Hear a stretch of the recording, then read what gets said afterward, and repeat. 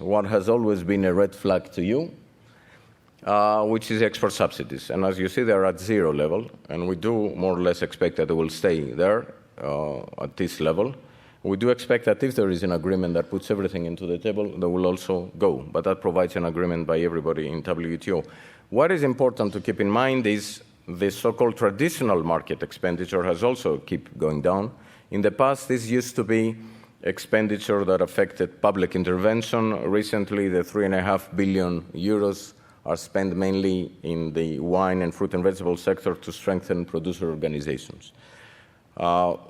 In the future, we do expect, the colors should have come, not red actually, but amber there, that the money available for market expenditure will be at current levels.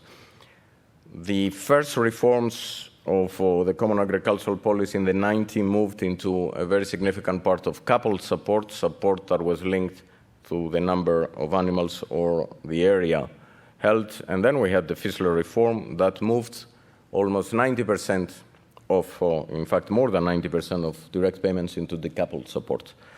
We do expect in the future, more or less, this to stay the same. There is going to be the possibility of a slight increase in coupled support because we have certain member states that wanted to give more money to sectors that are facing some problems of abandonment of production, but the overall numbers are not going to change dramatically. And on top of that, we have rural development measures focusing on three main axes. They change a little bit right now, but it's either issues related to investment and competitiveness of the farming sector, agro-environment, and now more climate action, and also issues related to the rural economy. So if this is the path and also the structure of the money by which we use to support the CAP, what will happen with the new reform? It is very interesting to keep in mind that this time around, for the first time, a decision on the CAP budget involves a redistribution of support among member states and also within member states among farmers. If you take all the money spent in the CAP and you divide it by the eligible hectares of land, you come up with the amber line, which is the average payment per hectare in the European Union, roughly 270-something euros per hectare. The blue line is 90% of this. Now, when you do economic analysis, you know the risks of using an average that masks land productivity, differences in wages, even differences in the price of coffee when you go on along member states. But you can understand that in the political debate, differences do play a role. We start a process of realignment in the support of the money that goes to farmers, with, on the right-hand side, the three Baltic states and Romania being the winners in this redistribution, and the member states that are above contributing to this process. But what is important to keep from this process is not only the redistribution of support, but the focus on land. And here I come to the real questions of why.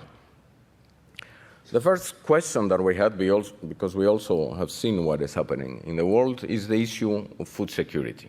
Now, when security comes into the forefront, some sort of insecurities should be driving the debate. First type of insecurities were issues related to price developments, volatility, high co-movement of prices, and a very high level of prices. There were supply concerns, the slowdown in productivity, climate change, extreme variability, and the deterioration of the terms of trade for agriculture, and demand concerns that had to do with the bottlenecks in the food chain in terms of price transmission. When prices go up to producers, they go up all the way to the consumer. When prices decline at the producer level, for some strange reason, they forget to decline at the consumer level.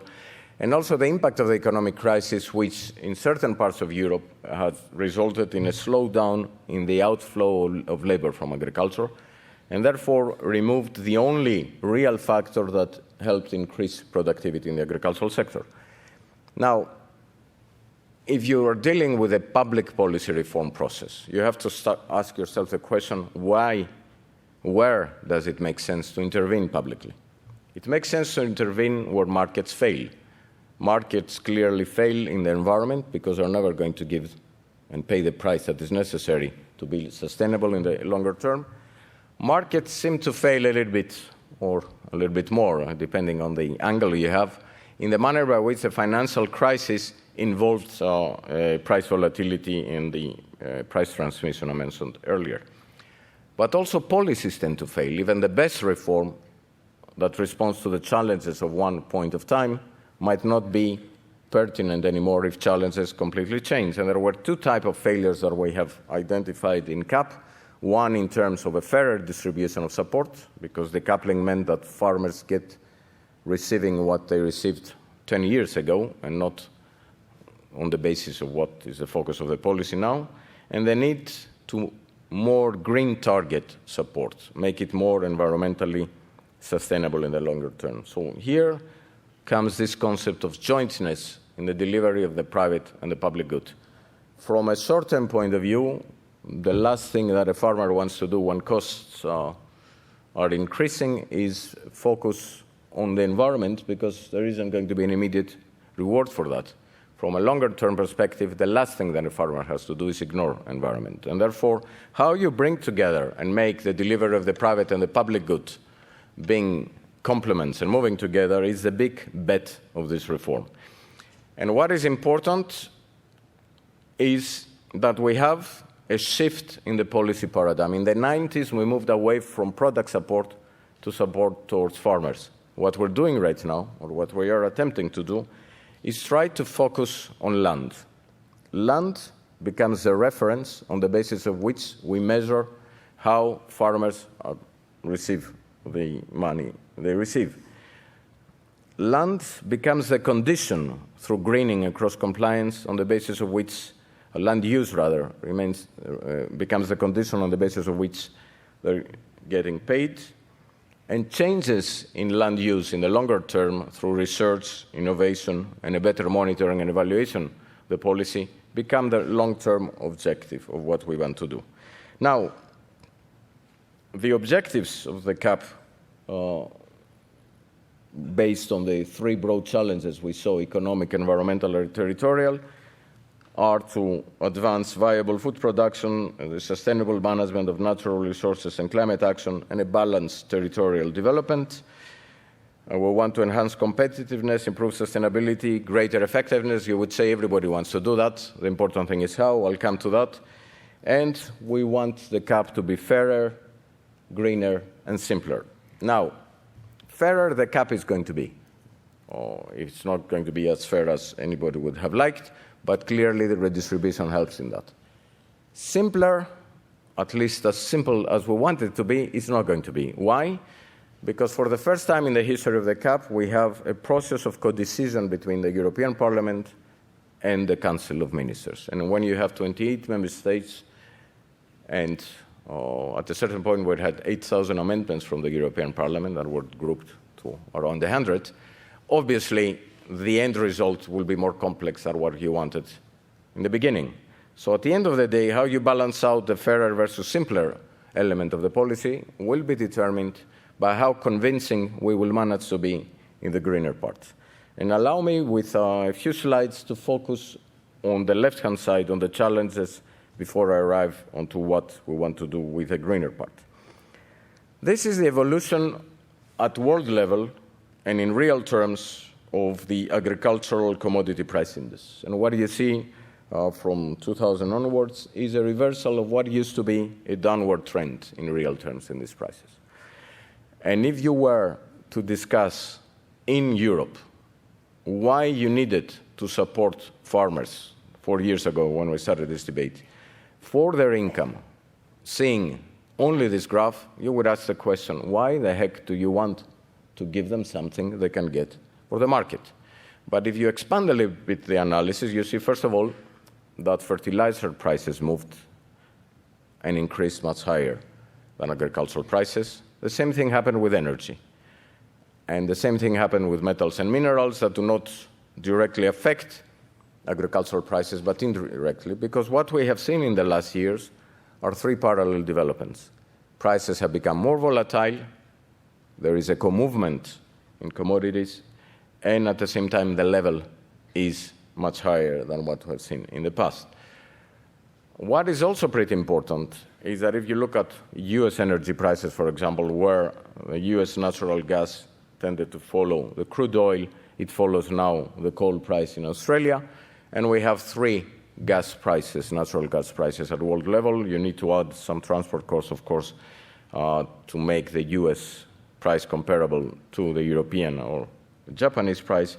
But what you have clearly is a situation where energy-intensive industries are moving back to the United States, and where it's not only the overall economy that faces some challenges, but also the agricultural economy. So that gives a sense of the type of challenges we're going to face at the economic level. At the climate change level, I'm not going to enter here into any philosophical debate, but we take it as reality. These are the 4 climatic zones in the European Union. You will have the PowerPoint, of course, and then you can look at the details. What is important to keep in mind is in all 4 of them, whether things are looking better or not from a point of view of water, of temperature, and the rest, there is one risk and challenge that is common. That is, plant and animal diseases tend to be spreading faster than science. And when it comes to the territorial balance, the greener the color in the map of the European Union, the more important the role of agricultural and rural economy is. And that gives an answer to the question that we're often asked, and why do you need a common agricultural policy? Well, assume that we take everything out of the common agricultural policy, and this is not an assumption, this is the result of very significant analysis that have been done by universities in the Netherlands, in Germany, and in the UK, so member states that normally are not the ones that would like to spend more money on the CAP. What is the result of the abolition of the CAP? It would be not the end of production of food in Europe. It's been going on for centuries. But it will be the concentration of production in the most competitive regions with more pressure on the environment and an abandonment in many of what you see the greener type. So that's the role of the CAP, is actually to rebalance territorially what is happening. Now, these 3 broad objectives result to specific policy measures that will only scratch the surface in market orientation. I have underlined what are the most important elements. There is a phasing out of the last remaining quotas. Sugar quotas go by 2017. They already has been decided that they are abolished in dairy by 2015. We reinforce the role of producer organizations, but we also try to bridge the gap between knowledge and best practices with the European Innovation Partnership that you will see in other slides. But if you look at the competitiveness, and that takes many factors into account, from tariffs as well and border protection, what is important, if I find a way of moving the slides, oh, there you go, is to look at the evolution of the agricultural trade structure in the European Union, and a couple of slides on the prices that shows what is happening. On the top part, you have the evolution of our agricultural exports, on the bottom part of our agricultural imports. Overall, at the export side, depending on the exchange rate, we compete with the United States for the largest exporter of agricultural products in the world. On the import side, we are by far the largest importer, importing as much as all the other big players do. There is a significant difference in the structure when you compare with other parts of the world. Most of our exports are value-added, final products. They're not bulk commodities. And they go to the most developed part of the world, or the most advanced economically part of the